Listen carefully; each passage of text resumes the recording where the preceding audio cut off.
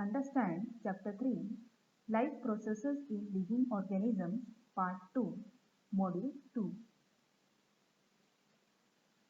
Students, first let's recall what we have studied in the previous module. We have studied asexual reproduction in unicellular organisms. In that first was binary fission.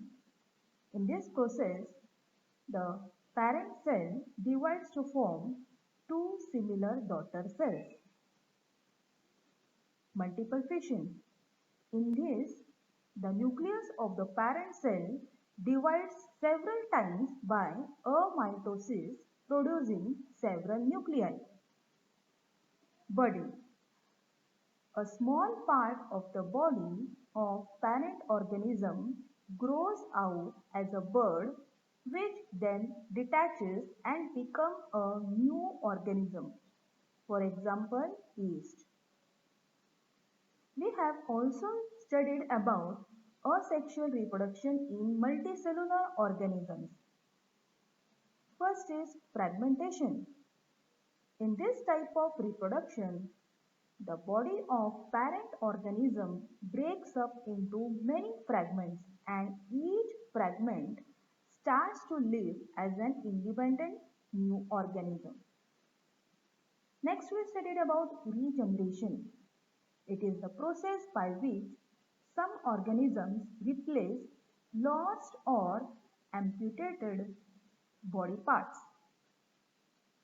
Then budding, for example Hydra. Budding Hydra separates from parent Hydra and starts to live an independent life. Next we have discussed about vegetative propagation. Reproduction in plants with the help of vegetative parts like roots, stems, leaf and bud is called as vegetative reproduction. And spore formation.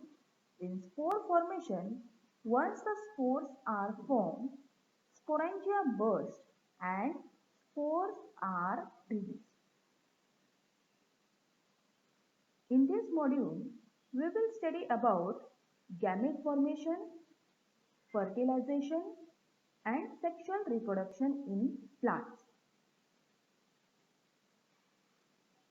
Sexual reproduction. Sexual reproduction always occur with the help of two germ cells. Male gamete and female gamete are those two germ cells.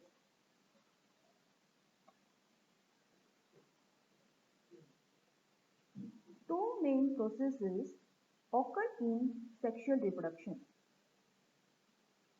One is gamete formation and next is fertilization. Okay.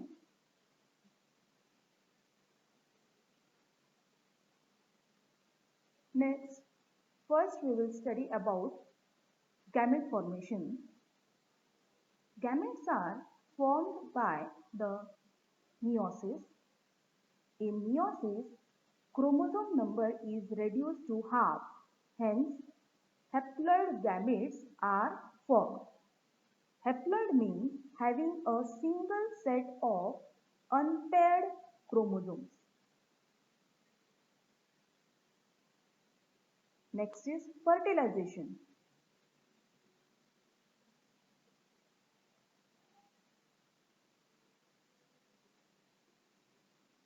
In fertilization, there is union of haploid male and female gametes, a diploid zygote. The zygote divides by mitosis and embryo is formed. The embryo develops to form new individual.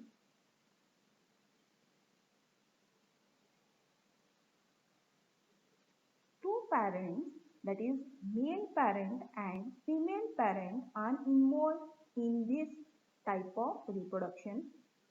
Fusion of male gamete of male parent and female gamete of female parent occurs. Due to this, new individual always has the recombined genes of both the parents. Hence, the new individual show similarities with the parents of some characters and has some characters different than both parents. Diversity in living organisms occur due to genetic variation. Genetic variation helps the organisms to adjust with the changing environment and thereby to maintain their existence. I repeat, genetic variation helps the organisms to adjust with the changing environment and thereby to maintain their existence. Due to this, plants and animals can save themselves from being extinct. Students, let's think about it. What would have been happened if the male and female gametes have been diploid? The male and female gametes, sperm and ovum, are haploid and the zygote formed from them is diploid. If the male and female gametes were diploid, the number of chromosomes in each generation would have continued to double, and this would result in an increasing number of chromosomes. Next, let us also think about this. What would have been happened if any one of the cells in nature had not been divided by meiosis? If meiosis does not take place properly, an egg or sperm which could be end up possibly with too many chromosomes or with not enough chromosomes. Now next, let us understand about sexual reproduction in plants. Flower is structural unit of sexual reproduction in plants. It consists of four floral whorls as calyx, corolla, androecium and gynoecium, arranged in sequence from outside to inside. Androecium and gynoecium are called essential whorls because they perform the function of reproduction. I repeat, androecium and gynoecium are called essential whorls because they perform the function of reproduction, whereas calyx and corolla are called as accessory whorls because they are responsible for protection of inner whorls. Members of calyx are called as sepals and they are green colored. Members of corolla are called as petals and they are variously colored.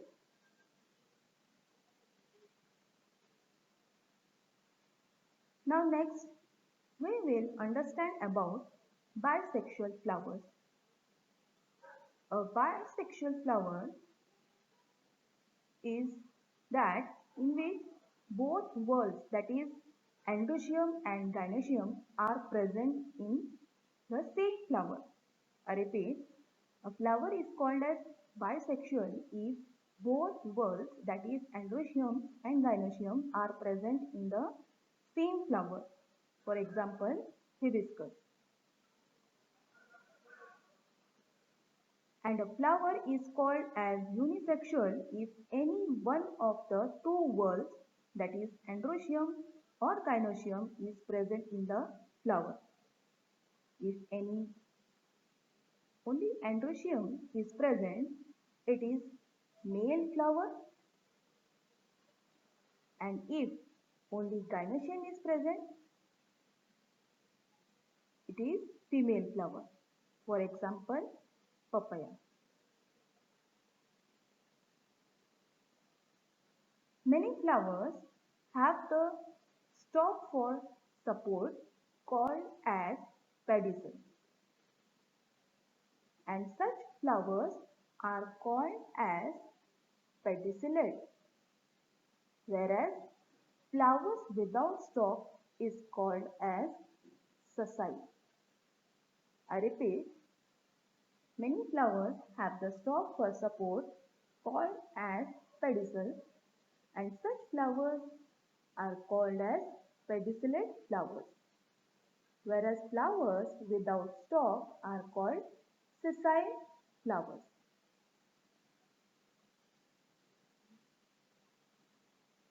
Students, androecium is male word and its members are called as stamens. Gynoecium is female word and its membrane are called as carpels. Members of gynoecium are called as carpels. These may be separate or united. Ovary is present at the basal end of each carpel. A hollow style comes up from the ovary. Stigma is present at the tip of style. Ovary contains one or many ovules. Embryo sac is formed in each ovule by meiosis. Each embryo sac consists of a haploid egg cell and two haploid polar nuclei.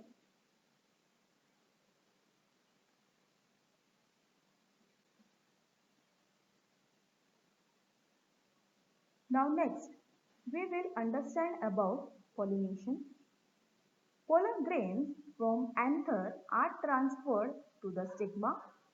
This is called as pollination.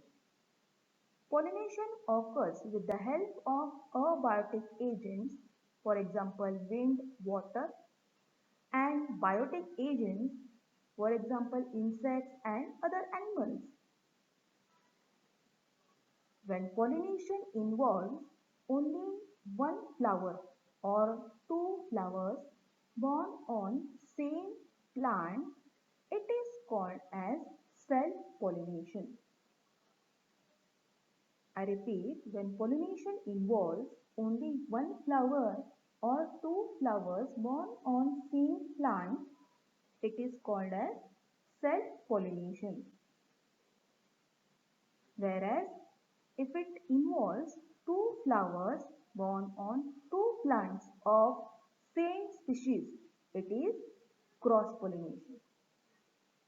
While discovering the new high-yielding and resistant varieties of plants, scientists bring about the pollination with the help of the brush. Stigma becomes sticky during pollination. Pollen germinate when they fall upon such sticky stigma, that is a long pollen tube, and two male gametes are formed. The pollen tube carries male gametes. Pollen tube reaches the embryo sac via style. Tip of the pollen tube bursts and two male gametes are released in embryo sac. One male gamete unites with the egg cell to form zygote. This is called as fertilization.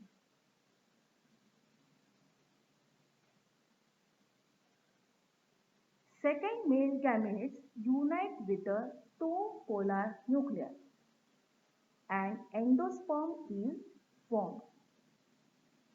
As two nuclei participate in this process, it is called as double fertilization. Students, now we will understand about seed germination. Take a suitable glass vessel like conical flask or beaker and add some garden soil in it and sow some pulse grains in it. in such a way that you can observe them through glass. Water it every day and record the changes.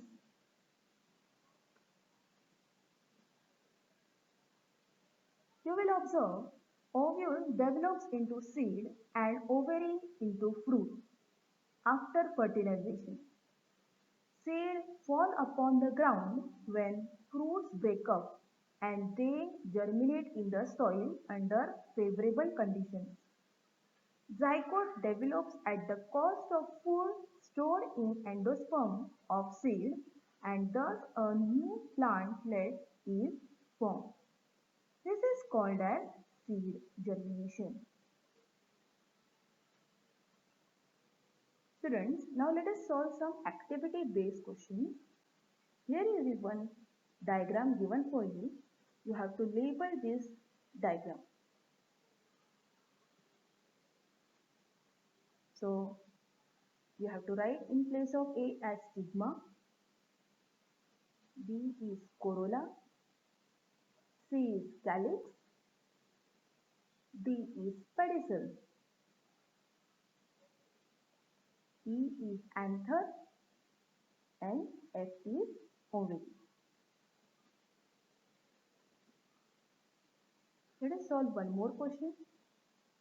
Complete the following paragraph using the following words: embryo sac, meiosis, carpel, ovary, style, basal end, and stigma.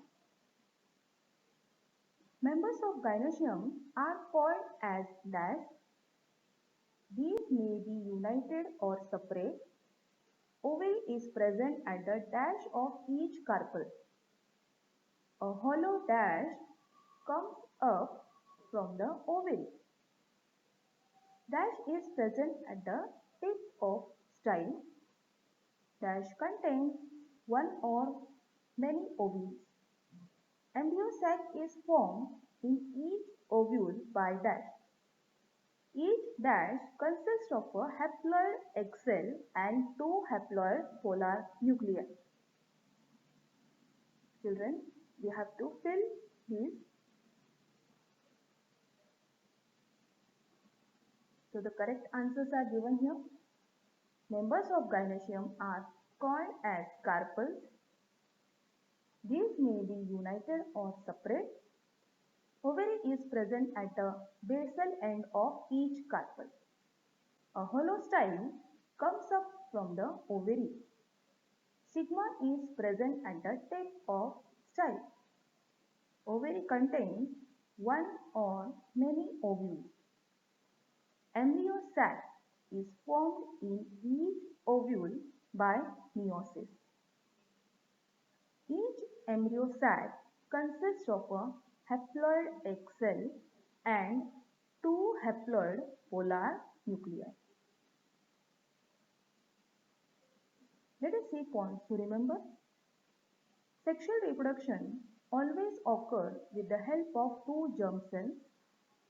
Two main processes occur in the sexual reproduction: gamete formation and fertilization.